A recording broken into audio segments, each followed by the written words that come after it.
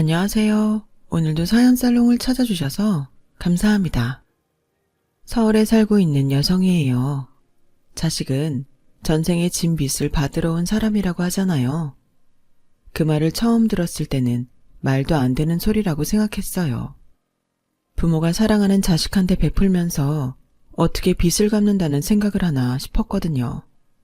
그런데 요즘에 와서는 그 표현이 맞는 말이었다 싶어요.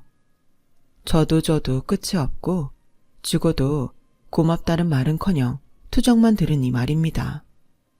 모르긴 해도 자식한테 공들인 것처럼 남한테 공들였다면 인생의 은인소리 정도는 듣고 살았을 테니까요. 그러니 빚쟁이도 이런 빚쟁이가 없죠. 그렇다고 자식한테 해주고도 대접 못 받았다고 투정이나 부리려고 이런 이야기를 하는 건 아닙니다. 이 나이 먹고 자식 얘기를 남 앞에 떠벌리게 되는 데는 그럴 만한 이유가 있기 때문이랍니다. 저희 부부에게는 아들이 하나 있어요.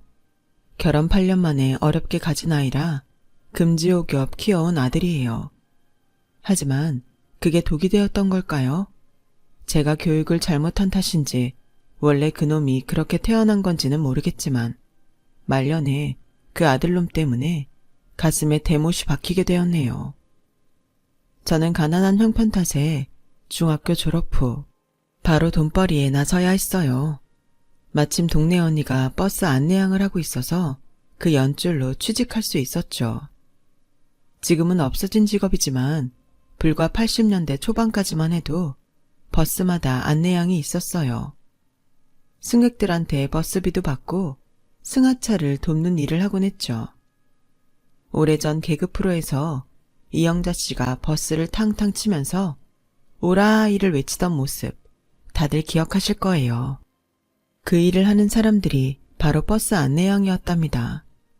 숫기가 없는 저로서는 정말 하기 힘든 일이었어요. 그렇다고 못한다고 할 수도 없는 처지였죠. 제 밑으로는 동생이 둘이나 있었고 아빠는 일용직이라 벌이가 일정하지 않은 데다 엄마는 다리가 불편해 일을 할 수 없었거든요. 그러니 큰딸인 제가 가장 노릇을 해야만 했어요. 그렇게 저는 우리 가족 생계를 위해 17 나이에 버스 안내양으로 사회생활을 시작했어요. 제 또래 여자애들이 교복을 입고 등굣길에 오르는 걸 보고 있자면 얼마나 가슴이 아팠는지 몰라요. 버스 안에서 친구들과 335 모여 앉아 수다 떠는 모습을 볼 때마다 부러워서 일부러 창 밖으로 고개를 돌리곤 했죠. 혹시라도 아는 얼굴을 만나면 어쩌나 전전긍긍하기도 했고요. 하지만 환경에 따라 사람은 변한다고 내 월급으로 동생 월사금도 내고 식구들 먹을 쌀도 살 수 있게 되자 또래들에 대한 부러움보다는 열심히 벌어서 내 가족들을 지켜야겠다는 의무감이 더 강해지더라고요. 그렇게 만 4년을 버스 안내양으로 살았어요. 처음엔 오라이라는 소리를 외치는 게 창피해 기어들어가는 소리로 웅얼대던 제가 버스 외벽을 손바닥으로 탕탕 치며 우렁차게 소리를 지르게 되었죠. 짓궂은 남학생들의 장난에도 눈 하나 깜박 안 할 정도로 대담해졌고요. 그렇게 내 식구들 먹이고 입히는 일에 열을 올리고 살던 어느 날 제 인생을 뒤바꾼 사건이 일어나고 만 거예요. 제가 타고 있던 버스가 커브길에서 넘어지는 바람에 승객들 몇몇이 크게 다쳤는데 그중에 제가 중학생 시절 짝사랑했던 친구 오빠가 타고 있었지 뭐예요.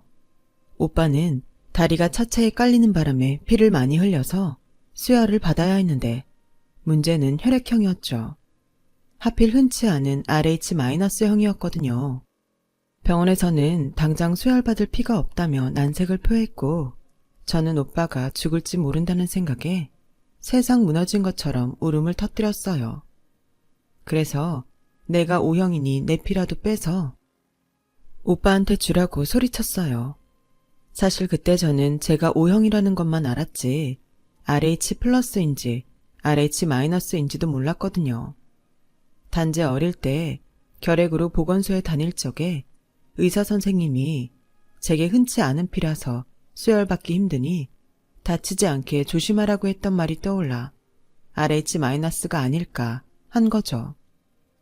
저와 비슷한 또래라면 다들 알 거예요. 예전엔 자기 혈액형도 잘 모르고 사는 사람도 많던 시절이었으니까요. 아무튼 제 말에 간호사는 환자랑 같은 RH-가 맞냐고 몇 번이나 물었고 저는 고개를 끄덕였어요. 제 안내양 옷차림을 본 의사는 내심 불안했는지 혈액형 검사를 하고 나서야 제 피를 뽑아 오빠한테 수혈을 해주더군요. 다행히 오빠는 수술 경과가 좋아서 얼마 뒤 일반 병실로 옮길 수 있었어요. 그 일이 인연이 돼서 저는 오빠 병실에 드나들며 간병을 할 수 있게 되었죠. 오빠는 군 제대를 하고 복학을 하러 학교로 가던 길이었다고 하더라고요. 버스 안에서 저를 보고 단번에 알아봤다며 어쩌면 하나도 안 변했냐고 신기해했어요. 왜 그동안 놀러 한 번 안 온 거니? 우리 현자랑 중학교 때 친했잖아. 현자랑 싸우기라도 했니? 다정하게 묻는 오빠를 보자 그제야 제 처지가 와닿더군요. 저와는 달리 고등학교에 진학한 현자와는 중학교를 졸업하면서부터 연락을 끊고 살았어요. 다 제 자격지심 때문이었죠. 고등학교에 들어간 친구를 보면 괜히 내 처지가 초라해 보일까봐 일부러 연락도 끊고 살았거든요. 현자도 그중 하나였고요. 그런 제 사정을 알 리 없던 오빠는 제가 자기 여동생이랑 싸워서 더는 집에 찾아오지 않는다고 그렇게 생각했던 모양이었어요. 저 고등학교 안 갔어요. 집이 어려워서 일을 해야 했거든요. 보다시피 버스 안내양하고 있어요. 제가 돈을 벌어야 저희 식구들이 먹고 살 수 있거든요. 고등학교 안 간 거 후회 안 해요. 가끔 부럽긴 하지만. 짝사랑했던 남자 앞에서 가장 감추고 싶었던 내 치부를 드러내려니 너무 창피해 고개를 숙인 채 눈물을 떨궜어요. 그런 제 모습을 본 오빠는 제 어깨를 토닥여주며 그러더군요. 숙자야, 가난은 창피한 게 아니야. 그러니까 고개 들어. 배움을 이어가는 건 중요하지만 꼭 학교 안에서 배워야 하는 건 아니야. 넌 이미 학교 밖에서 많은 걸 배웠고 넌 내 가족을 위해 자신을 희생할 만큼 의롭고 강인한 애야. 그러니까 자신을 창피하게 생각하지는 말았으면 좋겠다. 넌 칭찬받아 마땅한 사람이니까. 게다가 내 생명의 은인이기도 하잖아. 이렇게 멋진 사람이 그깟 가난 앞에 고개를 숙여서야 쓰겠니? 넌 내 가족을 살렸고 나를 살린 용감한 사람이라고. 그날 오빠의 그 말이 제게 얼마나 힘이 되었는지 몰라요. 사실 그동안 아침에 출근을 할 때마다 학교가 아닌 일터로 향하는 내가 너무 초라하게 느껴졌고 버스에 오르는 여고생들을 볼 때마다 나도 부모만 잘 만났다면 저 애들처럼 교복 입고 학교에 다닐 수 있지 않았을까 하는 생각에 모든 게 싫고 화가 났거든요. 차비를 삥땅 쳤다는 의심을 받으며 몸수색을 당할 때는 당장이라도 이 일을 때려치고 싶었어요. 하지만 그러지 못했던 건 저만 바라보고 있는 가족들 때문이었어요. 가장의 무게가 날 버티게 한 거죠. 지금껏 세상 누구도 저를 위로하거나 칭찬해주지 않았어요. 저를 가난하고 하찮은 안내양으로만 바라볼 뿐이었죠. 저를 사람답게 봐준 사람은 오빠가 처음이었어요. 그래서 더 오빠 곁에 있고 싶었는지도 모르겠네요.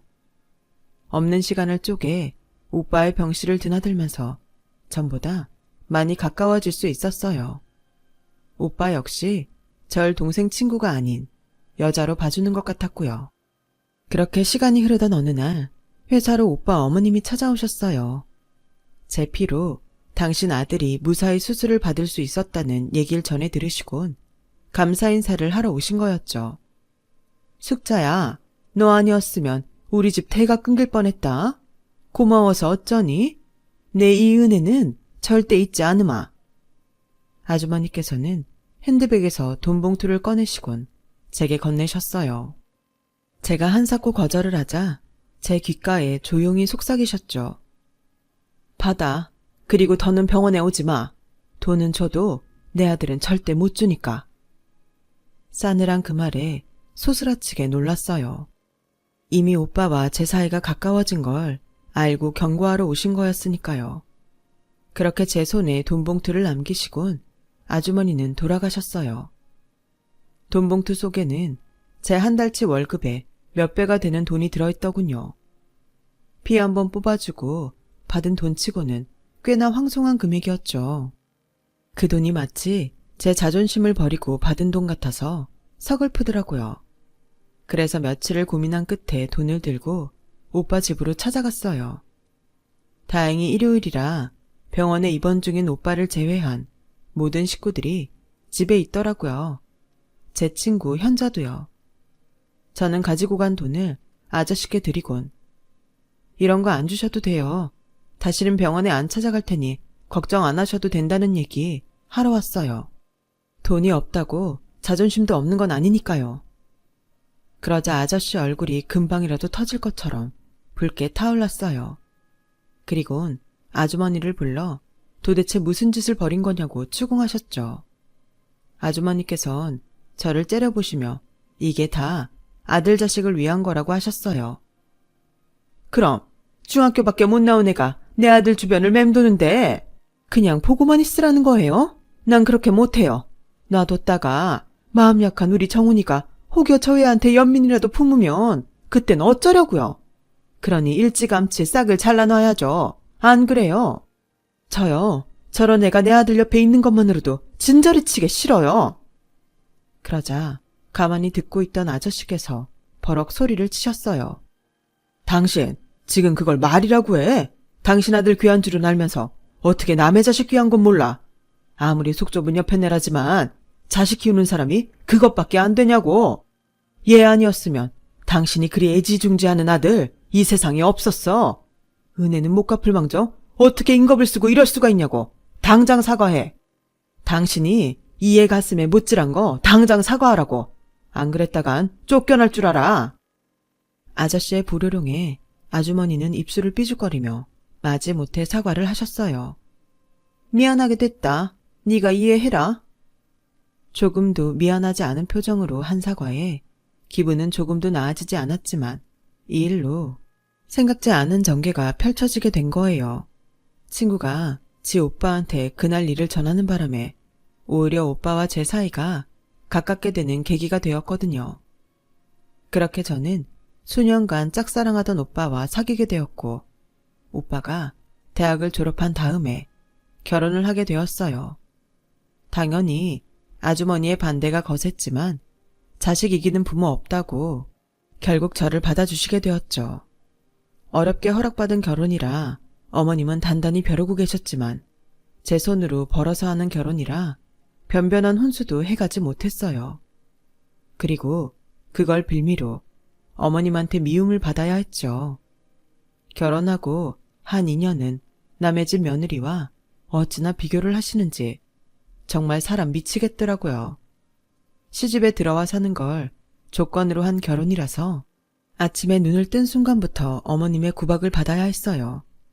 그렇다 보니 스트레스가 엄청났죠. 당시 남편은 아버님 회사에서 일을 거들고 있었는데 일을 배우는 처지라 제게 신경을 써줄 여력이 없었어요. 친구도 친구일 때야 친구지 시누이가 되고부터는 지 엄마 편에 서서 제게 시누이 노릇을 하기 일쑤라서 저는 제 편 하나 없는 시댁에서 하루하루 죽어가는 기분이었어요. 남들은 벌써 안내양이 부잣집으로 시집가서 출세했다고 했지만 실상은 그 집 식모로 들어간 거나 진배 없었죠. 두꺼비 같은 아들 손주라도 떡하니 안겨드렸다면 그나마 제 팔자가 편해졌겠지만 안타깝게도 그러지 못했어요. 결혼하고 3년이 넘도록 아이가 생기지 않았거든요. 그러자 슬슬 겁이 나기 시작했어요. 송귀한 집에 시집와 대를 끊게 생겼으니 시부모님 뵐 때마다 면목도 없고 하루하루가 가시방석이었죠. 그러던 중 보다 못한 친정엄마가 어디서 점을 보고 왔더라고요. 거기서 그랬대요. 팔자에 아들이 하나 있기는 한데 전재산과 바꿔야 하는 아이라고요. 그때는 전재산을 주고 바꾸든 말든 아들이 있다는 말만 귀에 들어왔어요. 신락 같은 희망이라도 품고 살 수 있겠다 싶었으니까요. 그렇게 마음을 다잡았지만 그 후로도 매서운 시집살이에 하루하루 눈물과 한숨이 이어졌어요. 매일 아침 눈 뜰 때마다 오늘 하루는 또 어떻게 버텨야 하나 한 걱정이었죠. 그런 제 마음을 아셨는지 하루는 시아버님께서 저와 남편을 불러 앉히시곤 그러시더군요. 시집살이 3년 했으면 됐다. 이제 분가해서 니들끼리 가정 꾸리고 살도록 해라. 자주 찾아올 것도 없다. 1년에 3번이면 족하다. 명절 때랑 제사 때만 오거라. 물론 어머님은 결사 반대를 하셨지만 아버님 뜻을 꺾지는 못하셨어요. 그렇게 저희 부부는 시집살이 3년 만에 분가를 하게 되었어요. 나중에 알고 보니 아버님께서는 제가 시집살이 스트레스 때문에 아이를 못 갖는 게 아닌가 싶어 그런 결정을 내리셨던 거더라고요. 그런 아버님의 배려에도 불구하고 저는 임신을 하지 못했어요. 지금이야 시험관이니 뭐니 의술에 기대 난임 치료를 한다지만 당시만 해도 그런 건 꿈도 못 꾸던 시절이라 기껏해야 임신이 잘 된다는 한약이나 지어 먹는 수준이었어요. 시댁이 꽤 재력이 있던 덕에 전국에 용하다는 한약은 다 지어 먹어봤지만 허사였어요. 그렇게 결혼한 지 5년이 지나자 드디어 올 것이 오고야 말았죠. 하루는 어머님이 찾아오셨더라고요. 나도 그간 할 만큼은 했다. 그러니 네가 집을 나가든가 아니면 애비한테 밖에서 애 하나 낳아오라고 하든 양당간에 결정을 해. 그동안 우리가 너한테 못해준 게 뭐냐. 별것도 아닌 집안에서 자란 너한테 친정 기운다고 타박을 한 번 했니? 애 못 낳는다고 구박을 했니? 대궐 같은 집에서 시집살이도 없이 공주 모시듯 했잖니. 그런데도 남들 다 낳는 애 하나를 못 낳아서 나를 못된 시애미를 만드냐? 네 시누이는 너보다 결혼도 늦게 했는데 벌써 아들을 둘이나 놓고 살지 않니? 근데 넌 뭐가 잘났다고 애도 못 낳는 게 이런 호사를 누리고 사냐고? 암튼 다 필요 없으니까 네가 이 집을 나가든 씨바지를 들이든 알아서 해. 더는 못 참으니까. 저도 더는 면목이 없어서 뭐라 드릴 말씀이 없더라고요. 사실 어머님 말씀대로 제가 그간 호사를 누리고 산 건 사실이니까요.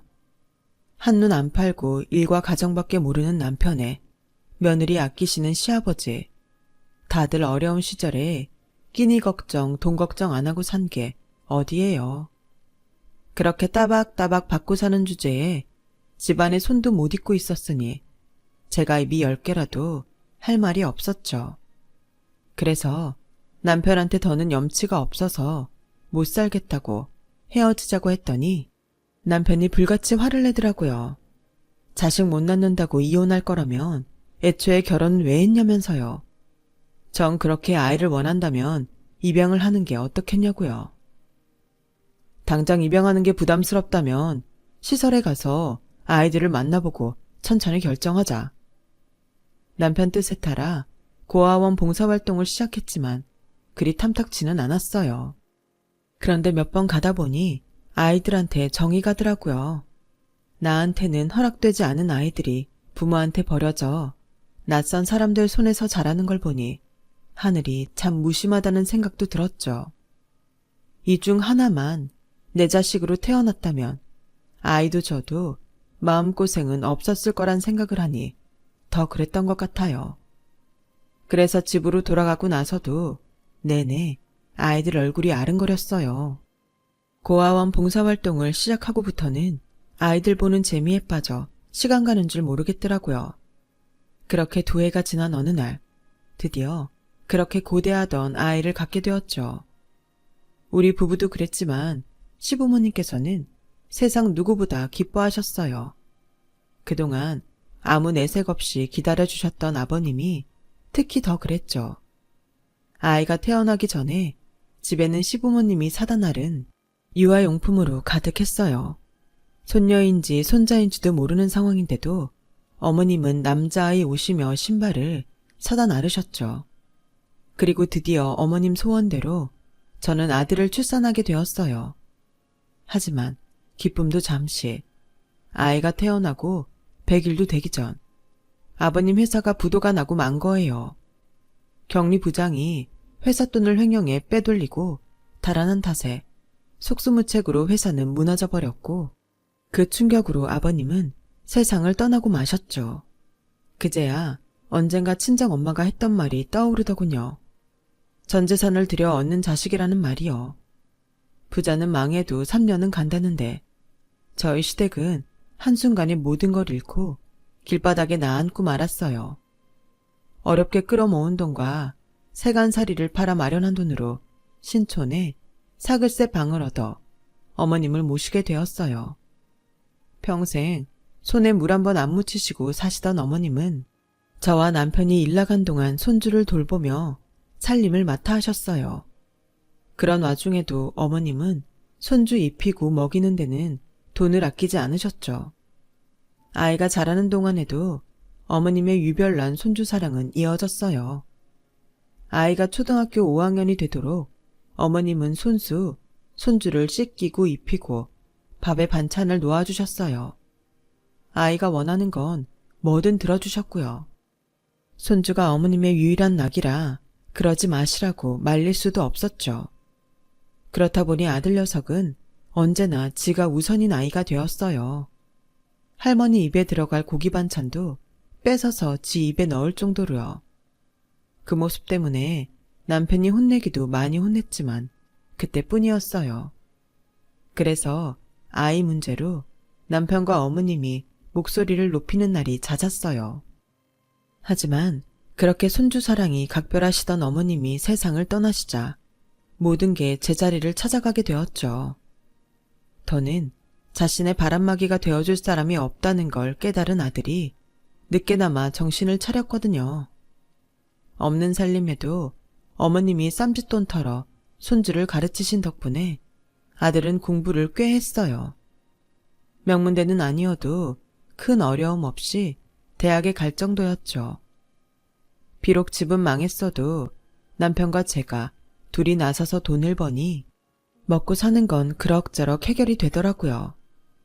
아들이 군대에 들어갈 쯤엔 작지만 연립주택 하나도 장만할 수 있었고요.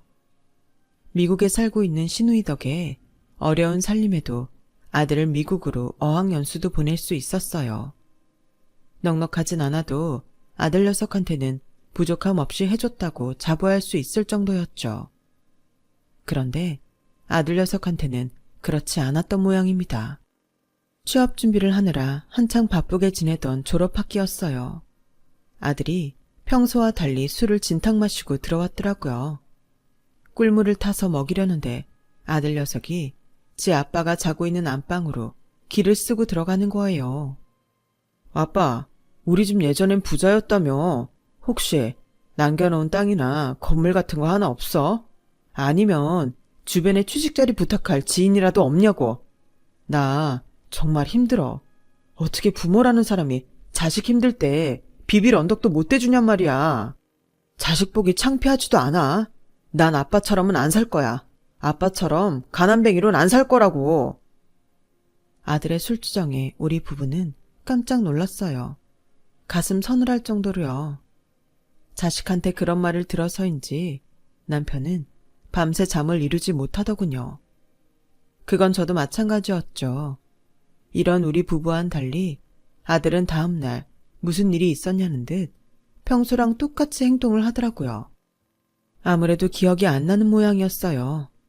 이듬해 봄, 아들은 이름 있는 회사에 취직을 하게 되었고 그제야 좀 마음을 놓을 수 있었어요.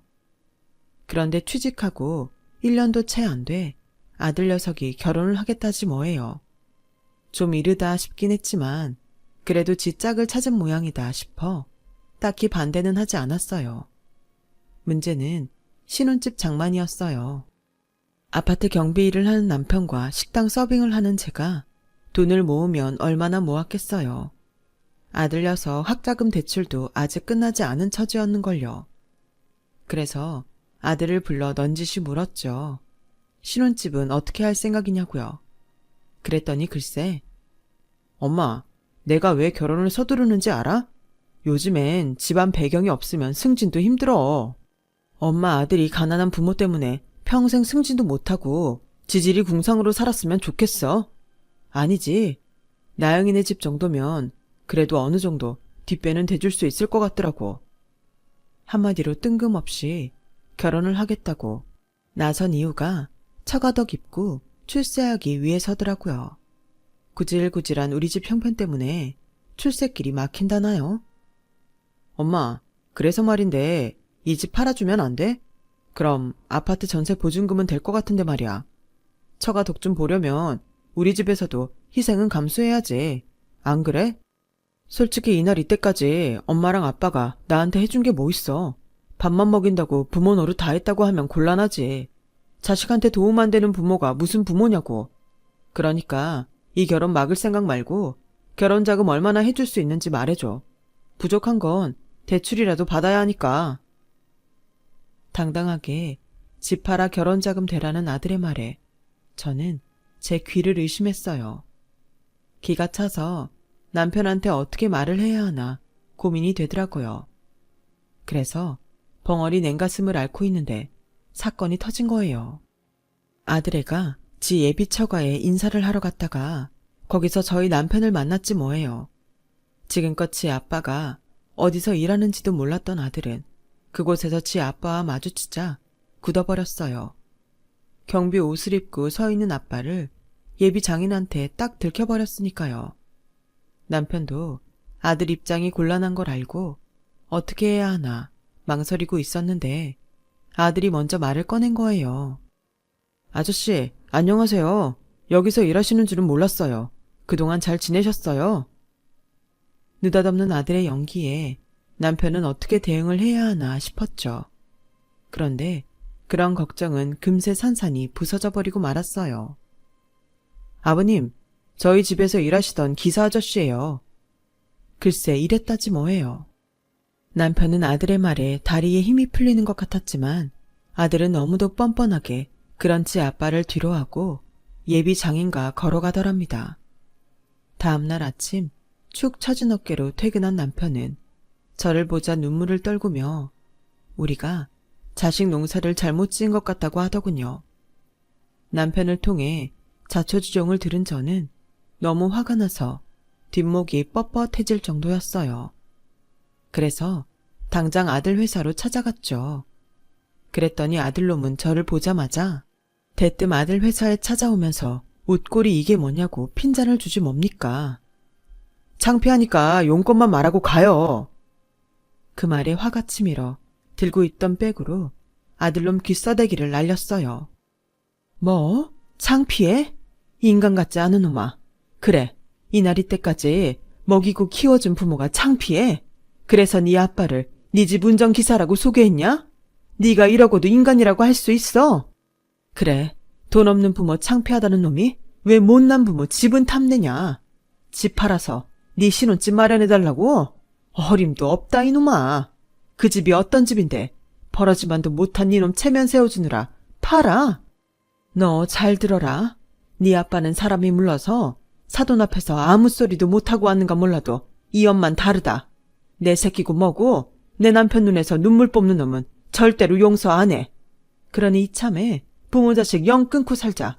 더는 너를 아들로 둘 수 없으니까. 아씨, 엄마 미쳤어? 부모가 돼선 꼭 이렇게 자식 앞길에 똥물 튀겨야겠어? 내가 나중에 다 갚아주면 되잖아. 결혼하면 나영이네 재산 다 내가 먹을 수 있다고. 그러니까 빌려준다 셈치고 집 좀 팔아달라는데 뭐가 그렇게 문제야. 걔네 아빠 구슬리면 내 회사도 차려주실 분이라고. 내가 돈 벌면 엄마 아빠 모른 척 하겠냐고. 그러니까 이번 결혼 위해 조금만 참아주면 안 돼? 막말로 경비나 운전기사나 다를 게 뭐야. 어차피 밑바닥 인생인데. 그러니까 일단 집 팔아 돈이나. 그때였어요. 아들이 말이 끝나기도 전에 아들 뺨으로 손이 날아왔거든요. 나영이었어요. 인간 말종 같은 새끼. 너 돈 때문에 나랑 결혼하자는 거였니? 네 부모 등쳐먹고 사는 것도 모자라 내 부모 등골까지 빼먹고 살려고? 근데 어쩌냐? 니네 부모님은 너랑 달라서 양심이 있는 분이시라 이 결혼 쪽났으니 말이야. 너희 아버님이 우리 집에 찾아와 무릎 꿇고 사과하셨다더라. 아들 자식 잘못 키워서 짐승만도 못한 놈이 됐다고. 멀쩡한 남의 집 딸 자식 인생 망치지 않도록 이 결혼 없던 걸로 해달라고 부탁하셨대.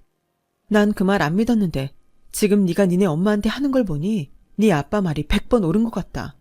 넌 부모 사랑도 필요 없는 인간이야. 넌 사랑받을 가치도 없는 놈이니까.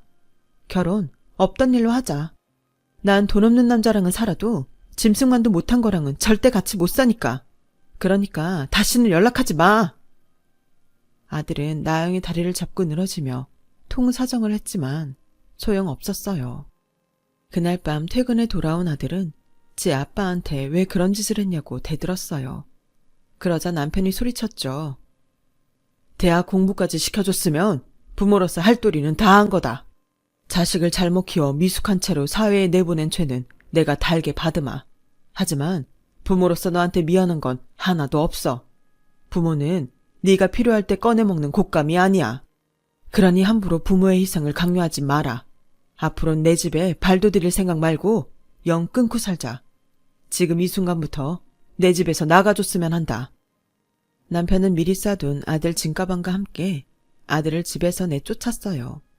그리고 다음 날도 그 다음 날도 퇴근 시간에 맞춰서 찾아오는 아들을 기어이 집에 들이지 않았어요. 요즘 TV에서 흑수저니 금수저니 말들 많이 하잖아요. 하나같이 부모한테 받고 자란 것만 따지곤 하는데 저는 그런 자식들한테 묻고 싶어요. 당신들은 부모님한테 얼마나 하고 살았냐고요. 부모 자식 간에도 정이든 돈이든 오가는 게 맞지 않을까요? 일방적인 관계는 세상에 없으니까요. 제 사연을 들어주셔서 감사합니다. 들어주신 분들 가족과 건강하고 무탈하게 행복하셨으면 좋겠습니다. 여러분, 사연 댓글에 응원과 현명한 조언 부탁드려요. 좋아요와 구독은 저에게 큰 힘이 됩니다. 오늘도 좋은 일 가득하세요.